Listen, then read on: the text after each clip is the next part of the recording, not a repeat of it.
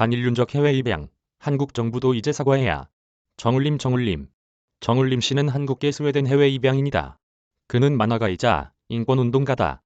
1977년생인 그는 부산 고아원에 2년간 머물다가 지난 1979년 스웨덴으로 해외 입양됐다. 그로부터 14년 후인 지난 1993년부터 그는 한국의 친부모를 찾기 시작했다. 그리고 20년 만인 지난 2013년 마침내 친모를 찾을 수 있었다.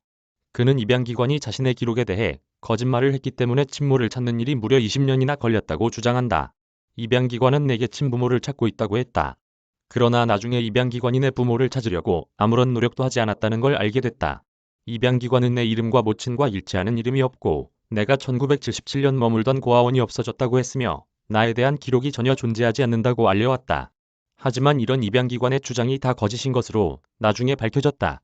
결국 이러한 우여곡절을 거쳐 지난 2014년 그는 입양 보내진 지 35년 만에 친모와 극적으로 재회했다. 그러나 친부는 아직도 찾지 못했다. 그는 요즘 다른 한국계 스웨덴 입양인들과 함께 한국진실화해위원회의 해외 입양 중 발생한 인권 침해와 관련해 진상규명 신청을 하려 준비 중이다. 다음은 지난 11일부터 20일까지 그와 인터뷰한 내용을 정리한 것이다. 스웨덴에는 약 9,000명 이상의 한국계 해외 입양인들이 있는 것으로 알고 있다. 일반화하기 어렵겠지만 이분들은 어떻게 적응해서 살고 있는지, 또 이분들 중 몇 명이 이번 진실이 진상규명 신청에 참여할 것으로 보는지 궁금하다. 해외 입양, 특별히 인종 간 입양은 아주 예민한 주제다. 많은 해외 입양인들에게 이것은 아주 사적이고 격한 감정을 불러일으키며 마음을 불편하게 하고 깊은 상처를 드러내는 문제다. 어떤 해외 입양인들은 아예 이 주제로 대화하는 것조차 혐오할 정도다. 많은 해외 입양인들은 자신들이 입양된 과정을 생각하는 것조차 고통스러워한다. 친부모를 찾는 일이 혹시 입양부모에게 상처를 줄까봐 두려워하는 입양인도 있다. 또 많은 해외 입양인들 중엔 한국이 가난하고 열등한 나라라 부유하고 우월한 나라인 스웨덴으로 입양 보내진 것을 다행으로 생각하는 사람들도 있다. 해외 입양인들 중에 자신이 불법적 또는 비윤리적으로 한국에서 스웨덴으로 해외 입양된 것을 발견한 사람들도 있지만 후진나라 한국이 그렇지 뭐 별 수 있나 하고 아예 체념해버린다. 또 어떤 해외 입양인들은 어려서부터 겪은 인종차별과 정체성 위기 등에 대한 고민으로 인해 성인이 되어서도 우울증, 자살 충동, 자해, 파괴적인 행동 성향 등을 보여 다른 문제를 돌아볼 여지가 전혀 없다. 한국계 스웨덴 입양인 이삼돌 교수의 연구에 따르면 해외 입양인의 자살률은 스웨덴 일반인에 비해 3.7배, 자살 시도는 2.7배 높은 것으로 나타났다. 또 해외 입양인 여성의 4분의 1과 남성의 5분의 1이 정신과 진료를 받은 적이 있다. 이는 스웨덴 일반인들보다 약 60% 높은 비율이다. 특히 해외 입양인들은 정신병원 입원율, 즉 중증 정신질환을 앓을 가능성이 스웨덴 일반인에 비해 2배 이상 높았다. 또 어떤 해외 입양인들은 자신에 대한 조작된 기록 외에 진짜 자신에 대한 기록을 찾으려는 여력이나 엄두를 전혀 내지 못하고 그냥 포기한다. 어려서부터 홀로 외국에서 타인종에게 평생 기가 눌려 살아와서 자신감을 상실해서 그런 것 같다. 그래서 위와 같은 이유 등으로 9,000명 이상의 한국계 스웨덴 해외 입양인 중 실제 몇 명이 이번 한국의 진실이 진상규명 신청에 참여할지는 아직까지 미지수다. 위에 언급한 한국계 스웨덴 입양인 이삼돌 교수는 한국 정부가 한국의 대규모 해외 입양 프로그램을 최대한 은폐한다고 지적한다. 위 지적이 맞다고 가정하면 왜 한국 정부가 대규모 해외 입양 프로그램을 은폐한다고 보는지.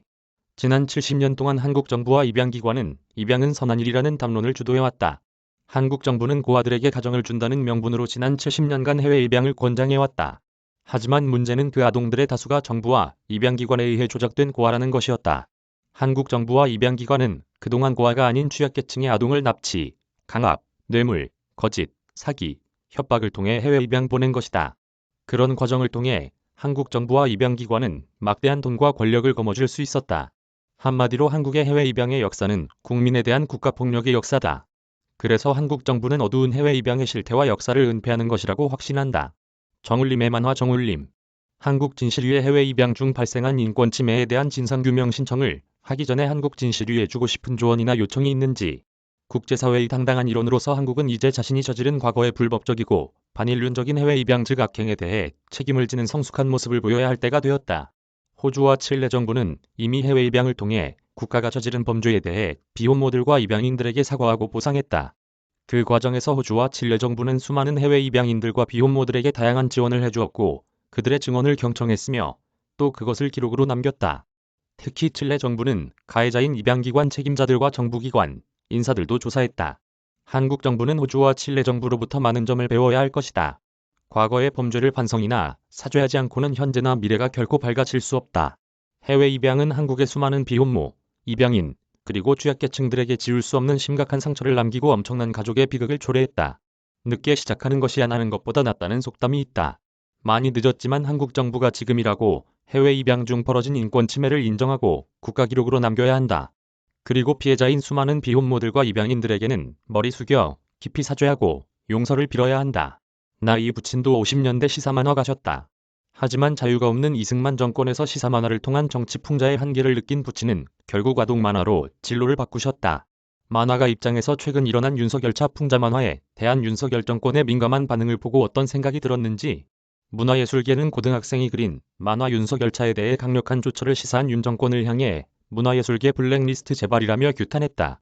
민변 등 시민사회단체도 만화 윤석열차에 대한 문화체육관광부의 경고 조처를 두고 전형적인 블랙리스트라며 강하게 비판했다. 한마디로 윤석열 정권의 수준이 고등학생보다 못하다.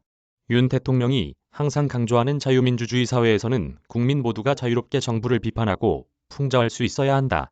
그것은 국민의 당연한 권리다. 또한 정부는 그런 국민의 권리를 보장해줄 의무가 있다. 만화의 역사는 항상 권력에 대한 풍자와 비판이 포함된다. 그것을 부정하는 것은 인류의 문명, 역사, 문화를 부정하는 것이다. 자유민주주의 사회에서는 절대 표현의 자유가 제약받거나 억압받아서는 안 된다. 한류가 왜 가능한가? 윤 대통령은 표현의 자유가 없이 한류가 가능하다고 보는가? 특별히 기성세대는 젊은 세대의 창작력을 북돋워주고 젊은 세대가 마음껏 자유롭게 그 기질과 소질을 발휘할 수 있도록 최대한 격려해주고 지원해주어야 한다. 그런 면에서 윤석열차에 대한 옹졸하고 반민주적인 윤 정권이 조치는 전혀 이해할 수가 없고 결코 이해돼서도 안 된다. 자유 대한민국이 독재자가 횡행하는 북한은 아니지 않은가?